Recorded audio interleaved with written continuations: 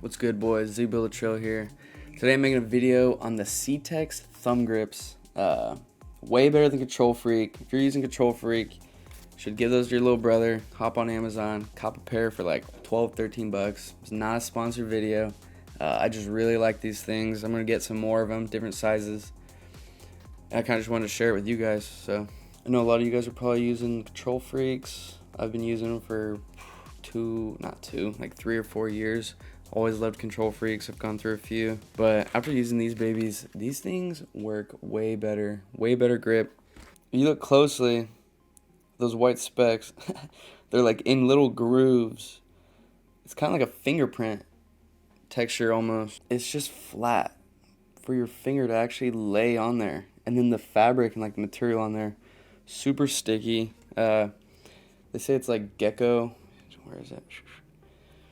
The science is based off of like gecko print on their sticky little fingers. There's a good comparison of how well they're gonna stick onto the controller too. This Control Freak, it's got what, 4 little prongs, hard plastic.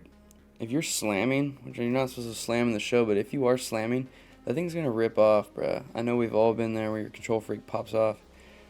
These C-Tex, bruh. I'm not sponsored either. This is not a sponsored video.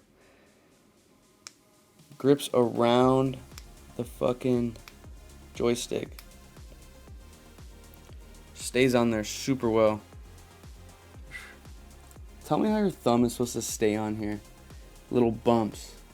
How is that supposed to grip? I mean, I get like the premise, the overall premise, but for your finger, those grooves are not enough to keep your thumb on there. Check out this bad boy.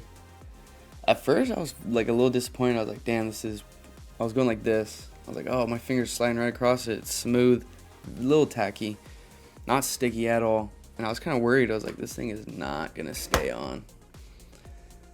But once I started using them, my thumb was controlling the PCI so well. It was, I wasn't overshooting my PCI like I usually do. It was stopping right where I wanted. I went with the mid-rise just because on Control Freaks, I always felt like they could be a little too tall sometimes. Like you don't have enough control of the actual controller, or the analog. Yeah, boys, this is not a sponsored video. I've never been in contact with them other than buying them on Amazon. But boys, I want to help y'all out. A few bucks cheaper than freaking Control Freaks. They're probably going to last longer. Better grip. You can get like a 6 or like 12 pack for 20-something bucks. 2-pack is like 12 bucks. I got the mid-rise. I think it's a good height. I've been enjoying them. I'm gonna test out the high ones, and I want to try the short one on my other analog for pinpoint. So I would recommend going with the high-low pack or 2 mid-rise packs, or like 1 mid-rise pack comes with 2 mid-sized ones. Just while we're here, I'll show the controller I'm rocking with.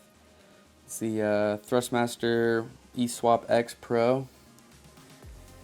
I like this because I've used PlayStation my whole life. You can swap out the thumbstick in the analog, or the pad in the analog. Wow, the pad in the the pad in the in the analog. Yeah, this thing rips. It's been glitching out on me a little bit, but I've dropped it so many times. My foot's caught the cord.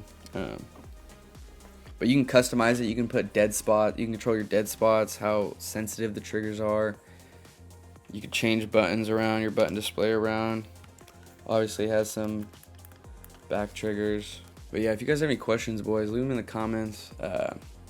Like I said, I'm using the mid-rise. I want to try the high one for hitting, and I want to try the low one for pitching. But right now, the mid-rise have been better than any Control Freak I've ever used. Not a sponsored video. Doses.